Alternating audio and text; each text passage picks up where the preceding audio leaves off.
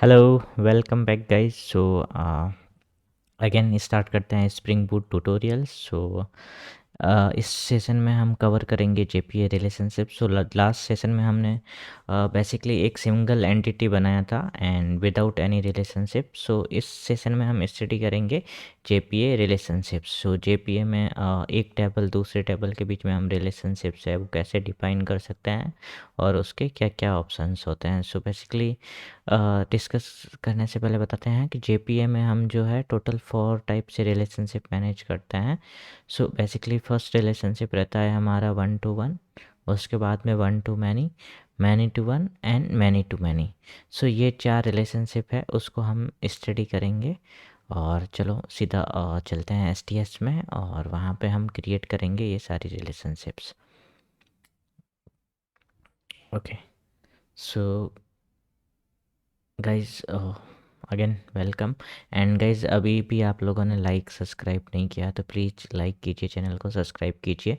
So just for motivation. और comment कीजिए कोई भी टॉपिक में कुछ आपको कम या ज़्यादा लग रहा है या कुछ सजेशन है, फीडबैक है या कुछ और कंटेंट आपको चाहिए तो so please do comment. So last session में तक हमने है जो स्प्रिंग बूट का प्रोजेक्ट ऑलरेडी सेटअप कर रखा था। जेपीए रिपोजिटरी सर्विस कंट्रोलर तक हमने यूजर एंटिटी को प्रसिस्ट किया था। सो हमने कंट्रोलर बनाया, सर्विस लेयर बनाया और जावा एक्स वैलिडेशंस वगैरह भी सारा लास्ट सेशन में कर लिया है हमने। और कस्टम एनोटेशंस वैलिडेशन के लिए कैसे बनाते हैं हमने वो भी किया। डीटीओ और मॉडल में डिफरेंस देखा। ओके, और लॉम्बॉक देखा, लॉम्बॉक को कैसे सेटअप करते हैं। और उसके बाद में हमने एक एपीआई क्रिएट किया था जिस एपीआई के थ्रू हमने यूजर ऑब्जेक्ट को डेटाबेस में परसिस्ट किया था यूजिंग पूरा लेयर जो था हमारा कंट्रोलर हमने बनाया था इंटरफेस बेस्ड डिज़ाइन पे। Okay, so interface driven, then service based interface driven and then repository. So आज हम स्टडी करेंगे जेपीए के रिलेशनशिप्स। सो बेसिकली रिलेशनशिप्स का क्या यूजेस हो। सो फॉर एग्जांपल हम जब डेटाबेस में टेबल बनाते हैं तो हम फॉरेन की का कंसेप्ट रखते हैं एक टेबल से दूसरे टेबल के बीच में रिलेशनशिप डिफाइन करने के लिए। अभी वही हमें यहाँ जेपीए में हमारी जो क्लासेस है जिनको हम एंटिटी क्लास बोलते हैं और वो एक तरीके से वर्चुअल टेबल है हमारी जो टेबल को रिप्रेजेंट करती है। तो अब हम जावा में एक जावा ऑब्जेक्ट दूसरे जावा ऑब्जेक्ट के बीच में किस तरीके से प्रोग्रामेटिक रिलेशनशिप बनाएं जो डेटाबेस में जाके एक टेबल और दूसरी टेबल के बीच में एज ए फॉरेन की काम करे, एज ए रिलेशनशिप काम करे। और उसको वापस जब हमें एंटिटी डेटाबेस से फैच करनी है तो उस रिलेशनशिप को हम जावा में कैसे फेच कर सकते हैं। तो हम इस रिलेशनशिप को प्रोग्रामेटिक कैसे हैंडल करेंगे उसको हम जेपीए रिलेशनशिप बोलते हैं। सो रिलेशनशिप क्या हो सकती है। सो रिलेशनशिप होती है दो टेबल के बीच में क्या रिलेशनशिप हो सकती है। सो फॉर एग्जांपल हमारी एक टेबल है यूजर और दूसरी टेबल है एड्रेस। तो इनके बीच में क्या रिलेशनशिप हो सकती है। फॉर एग्जांपल अभी हम मानते हैं एक यूजर का एक एड्रेस है तो ये हो गया हमारा 1 to 1 कि एक एड्रेस है वो एक यूजर को ही असाइन होगा। तो ये हमारा सेम यूजर का एड्रेस किसी दूसरे यूजर को नहीं असाइन होगा, उसका एड्रेस अलग होगा। तो यहाँ पे हमारी रिलेशनशिप आती है 1 to 1, एक यूजर का एक ही एड्रेस है। अब यहाँ पे है जो हमारी फॉरेन की है वो कहाँ पे क्रिएट होगी। सो इस केस में हम क्या करेंगे, यूजर के अंदर एक एड्रेस आईडी करके कॉलम होगा जो फॉरेन की होगा। सो वो फॉरेन की हमारी जो एड्रेस टेबल की प्राइमरी की है वो इस टेबल में यूजर टेबल में आके बैठेगी। अब इस रिलेशनशिप को हम यहाँ पे कैसे मेंटेन करेंगे। तो चलो अभी user table already user entity हमारी क्रिएटेड है। अब हम क्रिएट करेंगे यहाँ पे हमारी एड्रेस एंटिटी। सो कंटिन्यू करते हैं और एक एंटिटी क्रिएट करते हैं। ओके, सो पैकेजिंग दे देते हैं सही से। सो एड्रेस एंड एंटिटी का नाम भी दे देते हैं एड्रेस। सो ये एक एड्रेस एंटिटी क्रिएट कर रहा हूँ मैं यहाँ पे। सो ये हमारी एक एड्रेस एंटिटी क्रिएट हो गई है। ओके, और हमारी जो भी एंटिटी क्रिएट होती है उसमें हम एक्सटेंड करते हैं हमारी एक कॉमन क्लास बना रखी है हमने, कोर क्लास बना रखी है। इस क्लास में हमने क्रिएटेड डेट और लास्ट मॉडिफाइड डेट ले रखी है और उसको हमने एनोटेट कर रखा है जेपीए के साथ में। सो ये हमारी जेपीए की सुपर क्लास है। ओके, सो ये डेटाबेस में जाके कोई टेबल नहीं बनती है but it will add these columns to every entity. So जो भी हम एंटिटी क्रिएट करेंगे सारी एंटिटी में ये वाले 2 फील्ड है वो हमारे इनहेरिट हो जाएंगे। सो अब हमें यहाँ पे एनोट करना है इस एंटिटी को। ओके, सो हम यहाँ पे एनोट करेंगे entity annotations and table annotation,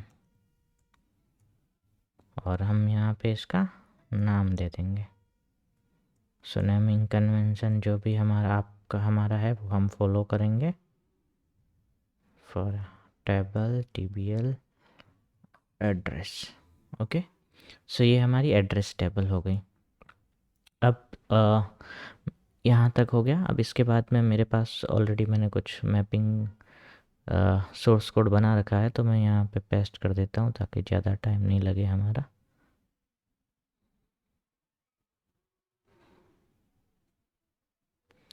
so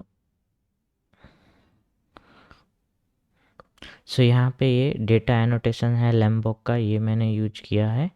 okay, उसके अलावा मैंने यूज किया है ये एनोटेशन। ओके, एंड देन ये एरर्स क्यों आ रही है, तो ये जैसे ही हम सारे एनोटेशन एक बार इंपोर्ट कर लेते हैं, सारा इंपोर्ट होने के बाद एरर हट जाएगी। सो एक बार सारे इंपोर्ट करने दीजिए।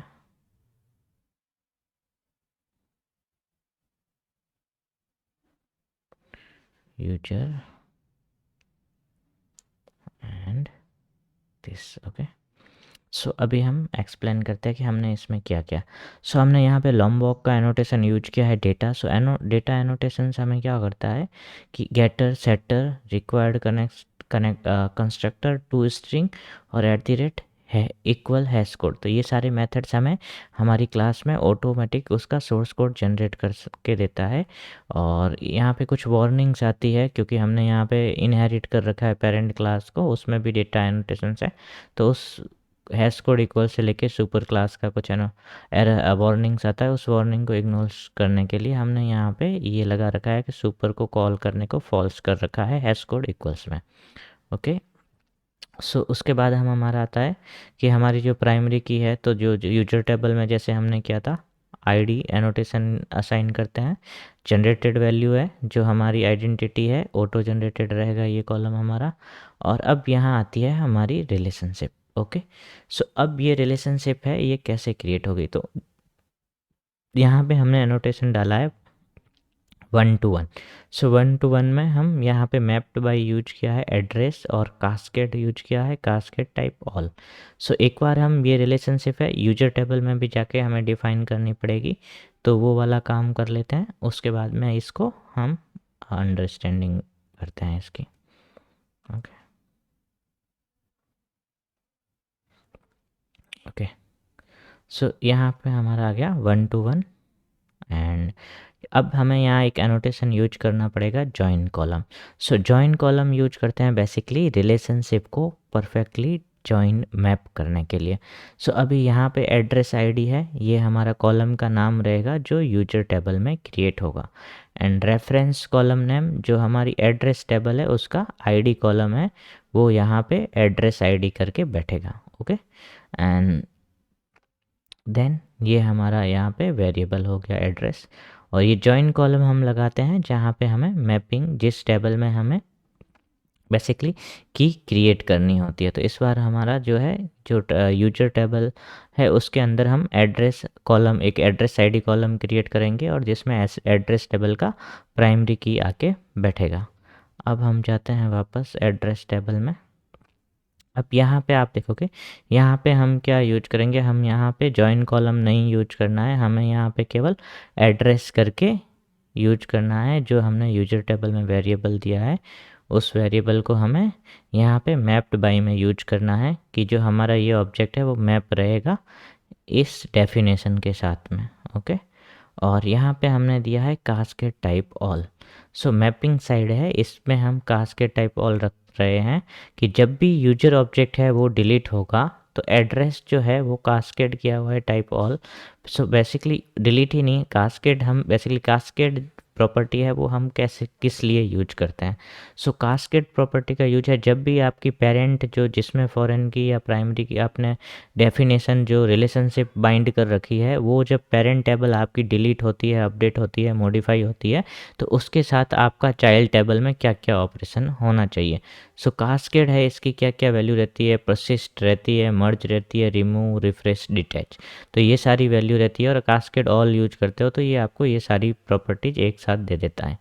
ओके, सो हमने ऑल यूज किया है। परसिस्ट का मतलब क्या है, जब भी आप यूजर टेबल को सेव कर रहे हो और उसमें आपने एड्रेस एंटिटी को ऐड कर रखा है, ठीक है, तो जैसे ही यूजर आप सेव करोगे तो एड्रेस भी डेटाबेस में सेव होगा, और जैसे ही आप यूजर टेबल को रिमूव करोगे तो उसके साथ एड्रेस भी रिमूव होगा। और आप अपडेट भी करना चाहते हो तो आप जब यूजर ऑब्जेक्ट को एंटिटी को अपडेट कर रहे हो और यूजर एंटिटी के अंदर आपने एड्रेस एंटिटी को ऐड कर रखा है तो आपका एड्रेस भी अपडेट होगा। तो ये रिलेशनशिप इस तरीके से बाइंड करके रखने के लिए, और इसमें बेसिकली डेटाबेस क्या करता है, क्वेरीज क्रिएट करता है और उसके साथ वो अपडेट और डिलीट सारे ऑपरेशन करता है।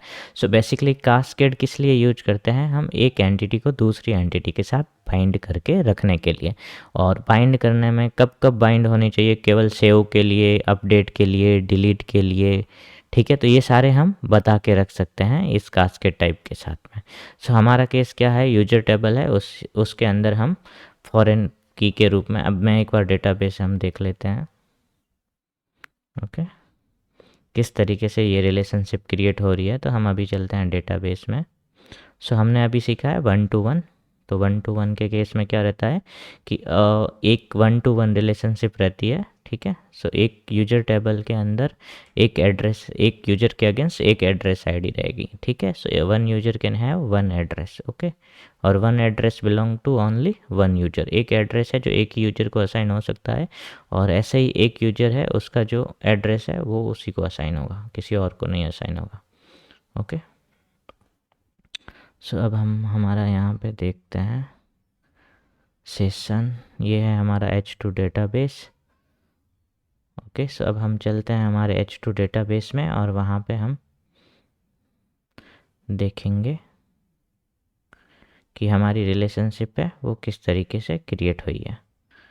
सो ये है हमारा H2 डेटाबेस का कंसोल, और यहाँ पे पहले हमने लास्ट ट्यूटोरियल में देखा था कि यूजर टेबल क्रिएट हो रखी थी, अब हमारी एड्रेस टेबल भी आ रखी है। और एड्रेस टेबल में आप देखोगे तो केवल आईडी, क्रिएटेड डेट और लास्ट मॉडिफाइड इतने ही कॉलम हैं, लेकिन जब आप यूजर टेबल में जाके देखोगे तो यहाँ पे सबसे पहले एड्रेस आईडी करके एक ये हमारा नया कॉलम आ गया है, बाकी जो पहले के कॉलम थे वो। अब यहाँ इंडेक्सेस में देखोगे, एड्रेस टेबल के इंडेक्सेस में, तो यहाँ केवल एक ही इंडेक्स है प्राइमरी की करके, और जैसे ही आप देखोगे यूजर टेबल में तो यहाँ आपको दिखेगा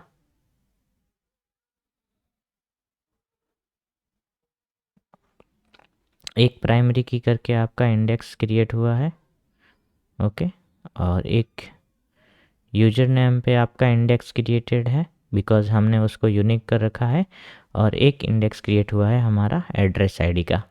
ओके, और ये भी यूनिक है।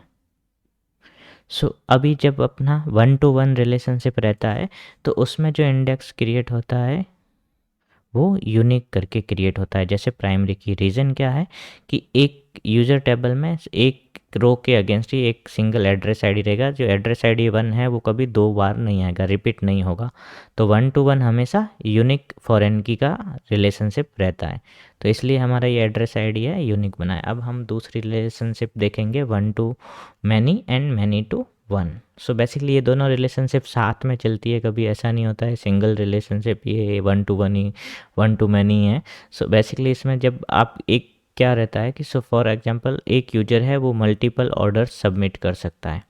ओके, सो जब एक यूजर है वो बहुत सारे ऑर्डर कर सकता है ई कॉमर्स में, तो वह one user can have a multiple orders, तो ये हो गया आपका 1 to many। और ऑर्डर के हिसाब से देखोगे आप तो many orders can have a one user, तो ये वाइस वर्सा जब आप देखोगे तो 1 to many और many to 1 दोनों हमेशा साथ में चलती है। तो अब हम चलते हैं वापस और क्रिएट करते हैं अपना 1 to many वाला रिलेशनशिप। ओके,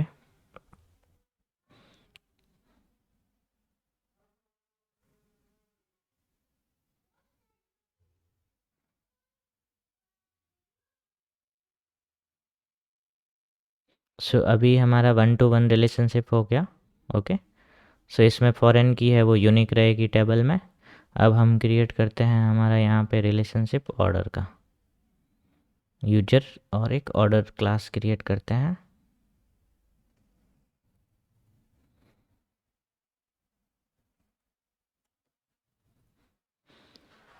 सो और एक क्लास हम क्रिएट करेंगे ऑर्डर डिटेल्स।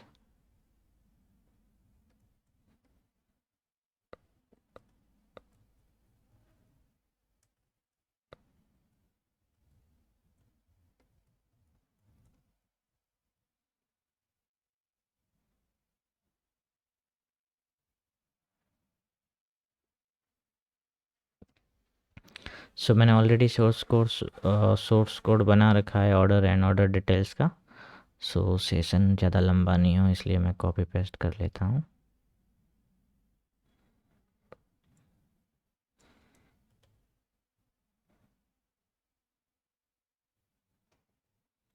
ओके,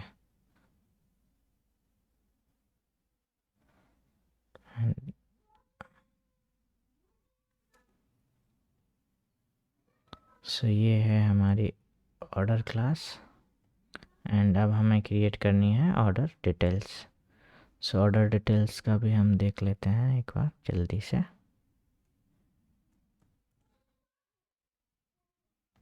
सो ये हो गई हमारी ऑर्डर डिटेल्स। ओके, सो अब हम 1 by 1 एक्सप्लेन करते हैं। सो इसमें हमारा रिलेशनशिप कैसे रहेगा। सो एक जैसे कि आप एक बार हम ब्राउज़र में चलते हैं और ऑलरेडी मैंने एक प्रोजेक्ट है गिट पे अपलोड कर रखा है पहले, e commerce, basic e commerce करके। उसमें मैंने एक एंटिटी रिलेशनशिप मॉडल भी क्रिएट कर रखा है, तो उसके थ्रू मैं थोड़ा सा आपको एक्सप्लेन करता हूँ, देन हम सोर्स कोड को स्टडी करेंगे। सो एक बार हम ब्राउज़र में जाते हैं और एक नया टैब लेते हैं। आपको यहाँ पे लिखना है सुरेश जावा डेव। ओके, सो यहाँ पे बेसिक ई कॉमर्स में जाना है आपको। ओके, और यहाँ पे इसमें रीडमी अवेलेबल है। सो यूजर टेबल है और यूजर टेबल का आप देख रहे हो यहाँ पे 1 यूजर टेबल एंड इधर स्टार है, तो एक यूजर टेबल है उसके मल्टीपल ऑर्डर्स हो सकते हैं, ठीक है।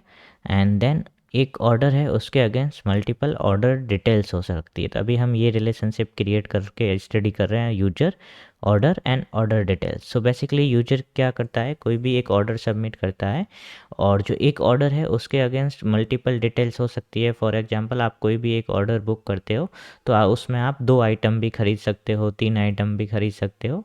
सो वो आपका ऑर्डर डिटेल्स रहेगा। सो फॉर एग्जांपल मैंने एक ऑर्डर सबमिट किया जिसमें एक जो है मैं बाई कर रहा हूँ मोबाइल फ़ोन एंड सेकंड में बाई कर रहा हूँ फॉर एग्जांपल कोई टीवी है या कुछ भी है, तो मेरे 2 ऑर्डर हो गए। ओके, सो इस तरीके से एक ऑर्डर में हमारी मल्टीपल ऑर्डर डिटेल्स हो सकती है। और ऑर्डर डिटेल्स में हमारा काउंट भी है, सो हम मल्टीपल काउंट्स हो सकते हैं। फॉर एग्जांपल मैं मोबाइल दो दो पीस खरीद रहा हूँ, 2 क्वांटिटीज़ है मेरी, और ऐसे ही टीवी का सिंगल क्वांटिटी है। सो ऑर्डर डिटेल्स में हम पूरा दिखाएंगे कि ये ऑर्डर है, इसके अगेंस्ट ये 2 डिटेल्स है, इसमें ये प्रोडक्ट खरीदा जा रहा है इतनी क्वांटिटी। तो इस तरीके से हम डेटा को और रिलेशनशिप को मैनेज करेंगे। सो अब हम वापस चलते हैं हमारा एसटीएस में और रिलेशनशिप के सोर्स कोड को स्टडी करते हैं। ओके, सो ये है हमारा order table.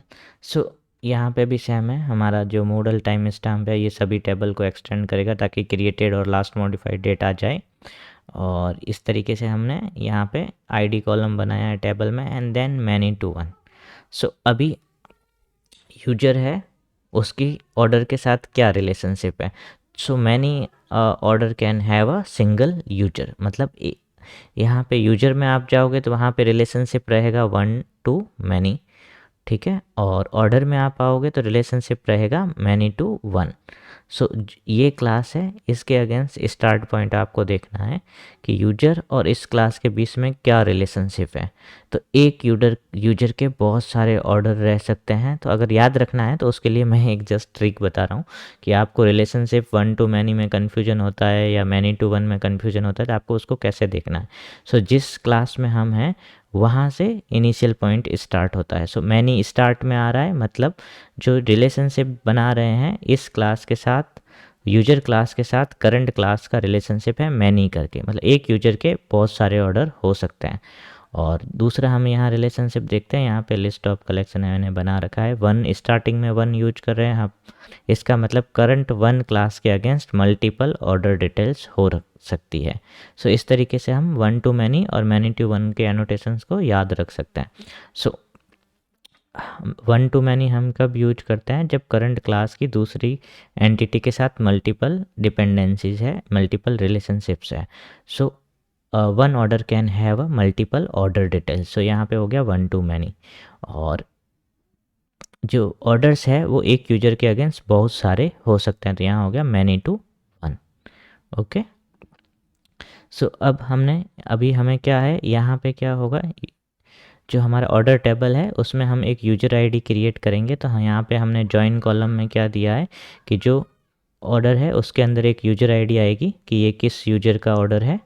Okay, and then यहाँ पे जो रिलेशनशिप है वो हमने नहीं बताई है और हमने यहाँ पे यूज किया है मैप्ड बाई।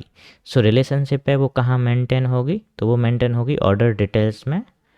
और ऑर्डर डिटेल्स में आप जाओगे, यहाँ पे देखेंगे हम, तो ऑर्डर्स के अंदर हम यहाँ पे हमने यूज किया है मैनी टू वन, मतलब एक ऑर्डर डिटेल्स है उसका जो रिलेशनशिप है ऑर्डर के साथ वो एक ऑर्डर रहेगा और मल्टीपल ऑर्डर डिटेल्स रहेगी। ठीक है, सो यहाँ पे प्राइमरी की फॉरेन की है वो क्रिएट होगी, वो ऑर्डर डिटेल्स में क्रिएट होगी।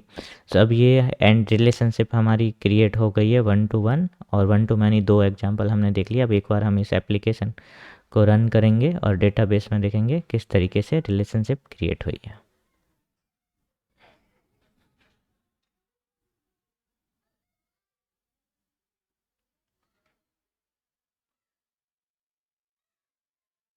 ओके, सो डेटाबेस में चलते हैं एक बार। सो ये हमारा डेटाबेस है, इसको रिफ्रेश करते हैं हम वापस से। सो अब हम यहाँ देख रहे हैं एड्रेस टेबल आ गई है, ऑर्डर टेबल आ गई है, ऑर्डर डिटेल्स आ गई है। सो सबसे पहले हम जाते हैं यूजर टेबल में, इसमें कोई नया कॉलम नहीं ऐड हुआ है। ओके, बिकॉज यूजर टेबल है उसका वन टू मैनी का रिलेशनशिप है इसके साथ अपना, one user can have a multiple orders. So आपका जो प्राइम फॉरेन की है वो क्रिएट होगा ऑर्डर टेबल में, यहाँ पे यूजर आईडी आ गया। सो जितने भी ऑर्डर है वो किस यूजर का है वो इस यूजर आईडी से डिफाइन होगा। अब ऑर्डर टेबल में आप देखोगे तो यहाँ पे एक प्राइमरी की कांस्टेंट है, दूसरा फॉरेन की कांस्टेंट ऐड हुआ है, ये फॉरेन की कांस्टेंट ऐड हुआ है जो यूजर आईडी कॉलम नया ऐड हुआ है उसके लिए, और यहाँ पे देखो नन यूनिक आ रहा है। सो पहले आप एड्रेस में देख ले रहे थे तो वहाँ पे रिलेशनशिप में जो कांस्टेंट आ रहा था वो कांस्टेंट आ रहा था हमारा, यहाँ पे आप यूजर टेबल में देखोगे तो ये जो एड्रेस टेबल वाला है ये आ रहा था यूनिक, क्योंकि वन टू वन में जो कांस्टेंट क्रिएट होता है वो यूनिक क्रिएट होता है, वन टू मैनी और मैनी टू वन में जो कांस्टेंट क्रिएट होता है वो नॉन यूनिक होता है। सो यहाँ पे ऑर्डर टेबल के अंदर मल्टीपल ऑर्डर आईडी के अगेंस्ट मल्टीपल यूजर आईडीज जो हो सकती है, सो ये यूनिक नहीं रहेगा। ओके, सो ये इस तरीके से रिलेशनशिप है, और अगेन सेम रिलेशनशिप आपको देखने को मिलेगी ऑर्डर डिटेल्स में। सो यहाँ पे आप देखेंगे ऑर्डर आईडी क्रिएट हुआ है।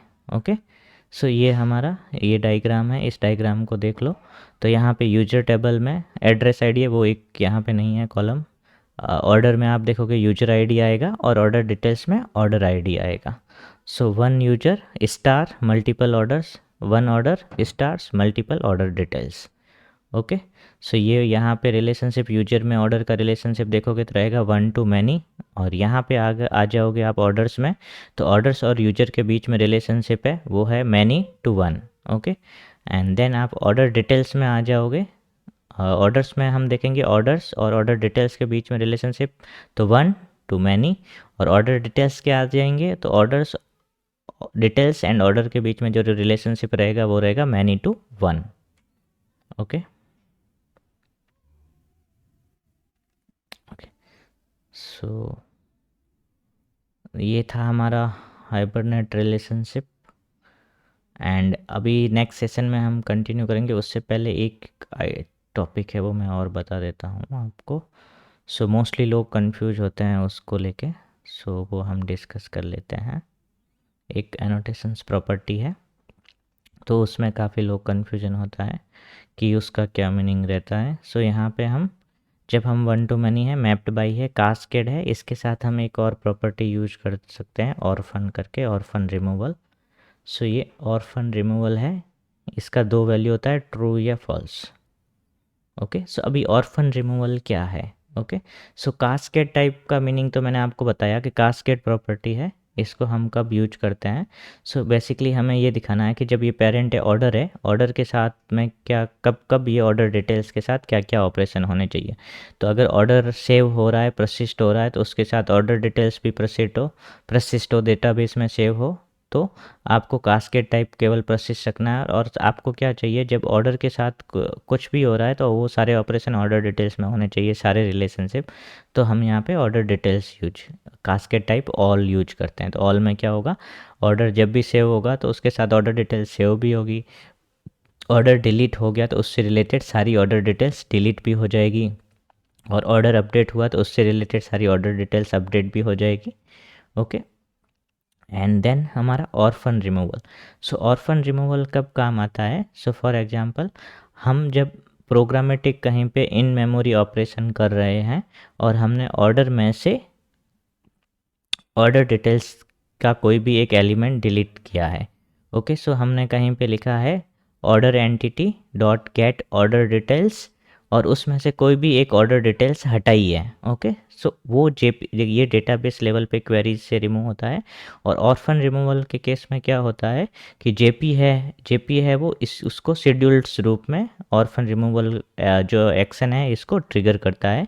सो अभी होगा क्या, जैसे ही आपने कहीं पे जावा में प्रोग्रामेटिक करते हुए ऐसे कुछ किया है, ऑर्डर, मैं जस्ट ऐसे ही लिख रहा हूँ, order dot get order details and then remove किया है इसमें से कोई भी एक ऑर्डर डिटेल्स को, ठीक है, ऑर्डर डिटेल्स टू करके कुछ भी रिमूव किया है कहीं पे, तो ऑर्फन रिमूवल आपने ट्रू कर रखा, तो इस केस में ये क्या होगा कि डेटाबेस में जाके ये ऑर्डर डिटेल्स आपकी रिमूव हो जाएगी। ओके, सो जब पेरेंट से कोई भी ऑर्डर डिटेल्स आपके जावा मेमोरी में प्रोग्राम में अगर अटैच्ड नहीं है तो वो डेटाबेस में जाके रिमूव हो जाएगी, इसका है ऑर्फन रिमूवल। और आप चाहते हो, आप प्रोग्रामेटिक इसको कोई रिमूव कर रहे हो, इंसर्ट कर रहे हो, उसका ऑपरेशन डेटाबेस में जाके कोई भी इफ़ेक्ट नहीं करना चाहिए, तो आप इसको ऑर्फन रिमूवल को फॉल्स कर सकते हो।